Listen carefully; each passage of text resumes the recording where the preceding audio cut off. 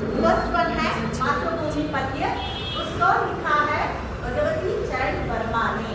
उसका नाम, कवि का नाम क्या है? भगवती चरण वर्मा। भगवती चरण वर्मा का जन्म कब हुआ? 30 अगस्त 1903 में उसका जन्म हुआ था। जन्म में ಅವರ ಜನನವಾಗಿದ್ದು ಅಂತ ಅರ್ಥ।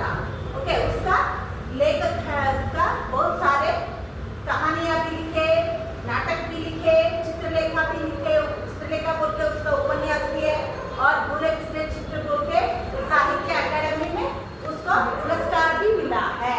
ऐसा उसने बहुत सारे नाटक कहानियां लिखे और उसने बहुत सारे नाम भी कमाया है। उसका जन्म हुआ था उन्नाव जिले में, उत्तर प्रदेश में शिफीपुर गांव में हुआ था। उन्होंने इलाहाबाद में BA LLB किए थे और उन्होंने विचार और नवजीवन नामक पत्रिकाओं में संपादन भी किया था और आकाशवाणी में वो काम भी किए थे, सेवा में काम भी किए थे। ओके, इसके अलावा वो क्या कह रहे हैं मातृभूमि के बारे में, हम इधर स्टार्ट करते हैं। भगवती चरण वर्मा एक कविता द्वारा बच्चों को मातृभूमि की विशेषता और परिचय देते हुए छात्रों को मन में देश प्रेम का भाव जगाना चाहते हैं। ಅಂದ್ರೆ ಅರ್ಥ ಏನು? ಭಗವತಿ ಚರಣ್ ವರ್ಮಾ ಅವರು ಮಕ್ಕಳಿಗೆ, ಛಾತ್ರ ಮೀನ್ಸ್ ಮಕ್ಕಳಿಗೆ ಮಾತೃಭೂಮಿಯ ಬಗ್ಗೆ, ಮಾತೃಭೂಮಿ ಯಾವುದಪ್ಪ? ನಮ್ದು ಭಾರತ ಮಾತೆ, ಹೌದಲ್ವಾ? ಗೊತ್ತಿದೆ ಅಲ್ವಾ? ಭಾರತೀಯರು ನಾವೆಲ್ಲ. ಅದರಿಂದ ನಮಗೆ ಏನು ಹೇಳ್ಕೊಡ್ತಾ ಇದ್ದಾರೆ ಇಲ್ಲಿ ಅಂದ್ರೆ, ಮಕ್ಕಳಿಗೆ ಮನಸ್ಸಿನಲ್ಲಿ, ಚಿಕ್ಕ ಮಕ್ಕಳಿಗೆ ಭಾರತ ಮಾತೆಯ ಬಗ್ಗೆ ಪ್ರೇಮ, ವಿಶ್ವಾಸ, ನಮ್ಮ ದೇಶ ಪ್ರೇಮದ ಬಗ್ಗೆ ಅವರು ನಮ್ಮಲ್ಲಿ ತಿಳಿಸ್ಕೊಡ್ತಾ ಇದ್ದಾರೆ। मातृभू साक्षात बार प्रणाम, अमरों की जननी तुमको साक्षात बार प्रणाम। मातृभू साक्षात बार प्रणाम, तेरे उर में शहीद ಗಾಂಧಿ ಬುದ್ಧ और राम, मातृभू साक्षात बार प्रणाम। ಇದರಲ್ಲಿ ಏನ್ ಹೇಳ್ತಾ ಇದ್ದಾರೆ ಅಂದ್ರೆ, ಮಾತೃಭೂಮಿಗೆ ಸಾಕ್ಷಾತ್ ಬಾರ್ ಪ್ರಣಾಮ್ ಅಂದ್ರೆ 100 ಬಾರಿ ನಿನಗೆ ನಮನಗಳು। Pranam means what is Pranam? Pranam means ನಮಸ್ಕಾರ, ನಮಸ್ಕಾರಗಳು, ಪ್ರಣಾಮಗಳು। ನಾವು ಸುಮ್ಮನೆ ಯಾಕಾದ್ರೂ ನಮಸ್ಕಾರ ಮಾಡ್ತೀವ? ಇಲ್ಲ, ಆ ಗೌರವ ಅದು ಮನಸ್ಸಿನಿಂದ ಬಂದ್ರೆ ಅದು ದೇವರಿಗೊಬ್ಬರಿಗೆ ನಾವು ನಮಸ್ಕಾರ ಮಾಡೋದು। ಅದೇ ರೀತಿ ನಾವು ನಮ್ಮ ಭೂಮಿಯನ್ನ, ನೆಲವನ್ನ, ಜಲವನ್ನ ನಾವು ದೇವರ ಸ್ವರೂಪ ಅಂತ ನೋಡ್ತೀವಿ। ಅದರಲ್ಲಿ ಮಾತೃಭೂಮಿಗೆ ಪ್ರಣಾಮಗಳನ್ನ ಸಲ್ಲಿಸ್ತಾ ಇದ್ದಾರೆ। ಅಮರಕಿ ಜನ್ಮಿ, ಅಮರರು ಅಂದ್ರೆ ಯಾರಪ್ಪ? ಅಮರರು ಅಂದ್ರೆ ಸಾವಿಲ್ಲದವರು। ಸಾವಿಲ್ಲದವರು ಯಾರಾದ್ರೂ ಇದ್ದಾರಾ? ಇಲ್ಲ, ಎಲ್ಲರಿಗೂ ಸಾವು ಬಂದೇ ಬರುತ್ತೆ। ಅದರಲ್ಲಿ ಏನಂದ್ರೆ, ನಮ್ಮಲ್ಲಿ ಈಗಲೂ ಕೂಡ ಕೆಲವೊಂದು ಹೆಸರುಗಳನ್ನ ಕೇಳಿದ್ರೆ ಅವರ ವ್ಯಕ್ತಿಯ ಗುಣಗಳು, ಅವ್ರು ನಡ್ಕೊಂಡಂತ ರೀತಿಗಳು ನಮ್ಗೆ ನೆನಪು ಬರುತ್ತೆ। ಅಂತ ಅಮರರಿಗೆ ಅಂದ್ರೆ ಅವರು ಸತ್ತೋಗಿದ್ದಾರೆ, ಅವ್ರು ಬದುಕಿಲ್ಲ ಈಗ, ಆದ್ರೆ ಅವ್ರು ಮಾಡುವಂತ ಕೆಲಸಗಳು ನಮ್ಮಲ್ಲಿ ಈಗಲೂ ಕೂಡ ಅಜರಾಮರವಾಗಿದೆ। ಅಂತವ್ರು ಯಾರು? ಅಂತವರು ಗಾಂಧಿ, ಬುದ್ಧ और ರಾಮ್। ಶಹೀದ್ ಮೀನ್ಸ್ ಅಂದ್ರೆ ಮಲಗಿರೋರು, ಅಂದ್ರೆ ಅವರು ಉಸಿರಾಡ್ತಾ ಇಲ್ಲ, ಆದ್ರೂ ಅವರ ಹೆಸರುಗಳನ್ನ ನಾವು ಈಗಲೂ ಹೇಳ್ತೀವಿ। ಯಾರು? ಗಾಂಧಿ, ಬುದ್ಧ और ರಾಮ್। ಈ ರೀತಿ ಹೆಸರುಗಳನ್ನ ಹೇಳ್ತೀವಲ್ವಾ?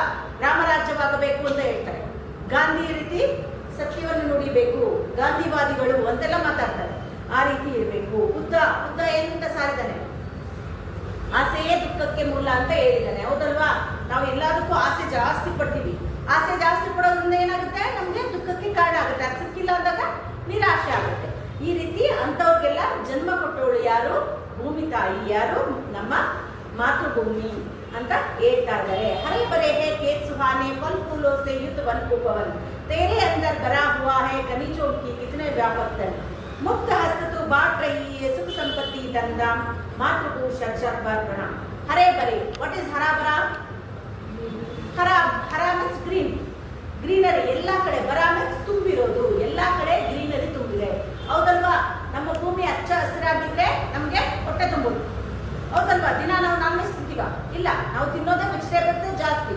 ಏನೇ ನಮ್ಮ ಊಟ ಅಂತ ನಾವು ತಿನ್ನೋದೇ ವೆಜಿಟೇಬಲ್ಸ್, ಫ್ರೂಟ್ಸು, ಈ ಥರದ್ದೇ ನಾವು ತಿನ್ನಬೇಕು।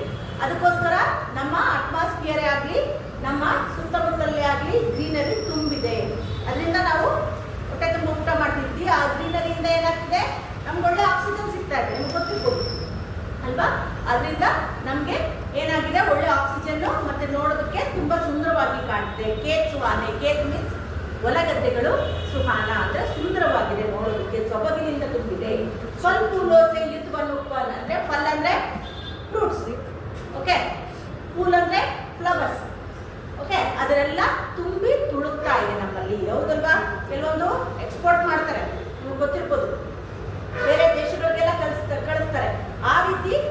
ನಮ್ಮಲ್ಲಿ ತುಂಬಿದೆ. ತೇರೆ ಅಂದರ್ ಬರಾ ಹುವಾ ನಿನ್ನಲ್ಲಿ ಭರ್ತಿಯಾಗಿದೆ. ಬರಾ ಹುವಾ ಅಂದ್ರೆ ತುಂಬಿದೆ.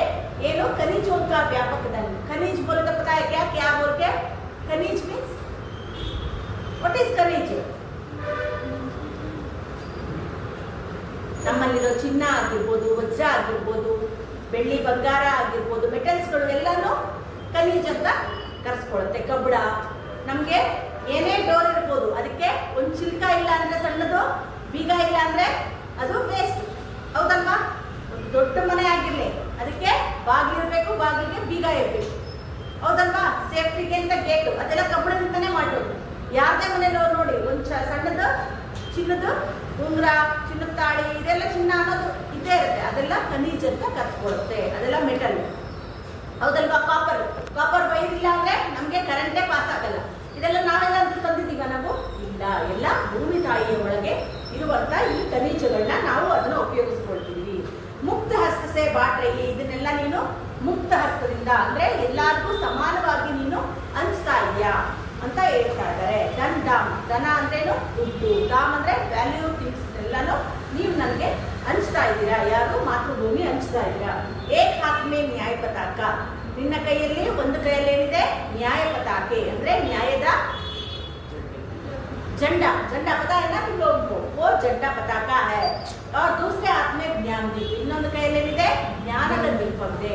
ಹೌದಲ್ವಾ? ಅಂಧಕಾರವನ್ನು ತೊಳೆಯೋದು ಯಾವುದು? ದೀಪ ಅನ್ನುವಂಥದ್ದು. ಅದಕ್ಕೆ ನಾವು ನಮ್ಮ ದೇವಸ್ಥಾನಗಳಲ್ಲಿ ದೀಪ ಹಚ್ಚುತ್ತೀವಿ. ದೀಪ ಹಚ್ಚೋದಕ್ಕೆ ನಾವು ತುಂಬಾ ಮಹತ್ವ ಕೊಡ್ತೀವಿ. और जग का रूप बदलते ಹೇಮಾ, ಜಗತ್ತಿನ ರೂಪವನ್ನ ಬದಲು ಮಾಡು, ಅಂಧಕಾರವನ್ನು ತೊಲಗಿಸು. ಕೋಟಿ ಕೋಟಿ ಹಮ್ ಆಜ್ ಸಾಥ್ ಮೇ ಗೂಂಜ್ ಉಠೆ ಜೈ ಹಿಂದ್ ಕಾ ನಾದ್ ಸೆ, ಅಂದ್ರೆ ಕೋಟಿ ಕೋಟಿ ಇದೀವಿ ಇವತ್ತು. ಹೌದಲ್ವಾ? ಕೋಟಿ ಕೋಟಿ ಇದೀವಲ್ವಾ? ಈ ಕರ್ನಾಟಕದಲ್ಲೇ ಕೋಟಿ ಆಗೋಗಿದೆ ಅಲ್ವಾ? ಇನ್ನು ಫುಲ್ ಭಾರತದಲ್ಲಿ ಎಷ್ಟು ಕೋಟಿ ಇದೆ? ಅಷ್ಟು ಕೋಟಿ ಜನಗಳು ಕೂಡ ಜೈ ಹಿಂದ್ ಕಾ ನಾದ್ ಸೆ ಅಂದ್ರೆ ಜೈ ಹಿಂದ್ ಅಂತ ಹೇಳೇ ಹೇಳ್ತೀವಿ. ನಾವು ಯಾವುದೇ ರಿಲಿಜಿಯನ್ ಆಗಿರ್ಬೋದು, ಹಿಂದೂ ಆಗಿರ್ಬೋದು, ಮುಸಲ್ಮಾನ್ ಆಗಿರ್ಬೋದು, ಸಿಖ್ ಆಗಿರ್ಬೋದು, ಕ್ರಿಶ್ಚಿಯಾನಿಟಿ ಆಗಿರ್ಬೋದು, ಯಾರೇ ಆಗಿರ್ಲು ನಾವು ಏನಂತ ಹೇಳ್ತೀವಿ? ನಾವು ಭಾರತೀಯರು, ನಾವೆಲ್ಲ ಒಂದೇ ಅಂತ ಫೀಲ್ ಮಾಡ್ತೀವಿ. ಹೌದಲ್ವಾ? ಸಕಲ್ ನಗರ್ ಆರ್ ಗ್ರಾಮೇ, ನಿನ್ನ ಜೈ ಹಿಂದ್ ನಾದವನ್ನ ಎಲ್ಲೆಲ್ಲಿ? ನಗರ್, ನಗರ್ ಅಂದ್ರೇನು? ಸಿಟಿ, ಸಿಟಿಲೇ ಆಗ್ಲಿ, ಗ್ರಾಮ್, ಗ್ರಾಮ್ ಅಂದ್ರೇನು? ಹಳ್ಳಿಗಳಲ್ಲೇ ಆಗ್ಲಿ, ಗ್ರಾಮೀಣ ಪ್ರದೇಶದಲ್ಲೇ ಆಗ್ಲಿ, ಎಲ್ಲೇ ಆಗ್ಲಿ ನಾವು ಜೈ ಹಿಂದ್ ಅಂತ ಹೇಳ್ತೀವಿ ಅಂತ ಹೇಳ್ತಾ ಇದ್ದಾರೆ. ಅಂದ್ರೆ ನಮ್ಮಲ್ಲಿ ದೇಶಭಕ್ತಿಯ ಭಾವನೆಯನ್ನ ಮೂಡಿಸ್ತಾ ಇದ್ದಾರೆ. ನಾವೆಲ್ಲ ಒಂದೇ ಅನ್ನೋ ಫೀಲಿಂಗ್ ನ ಕೊಡ್ತಾ ಇದ್ದಾರೆ. ಯಾರು? ಭಗವತಿ ಚರಣ್ ವರ್ಮಾ. ಎಷ್ಟು ಚೆನ್ನಾಗಿದೆ ಅಲ್ಲ ಪೊಯಮ್ಮ? ಓಕೆ.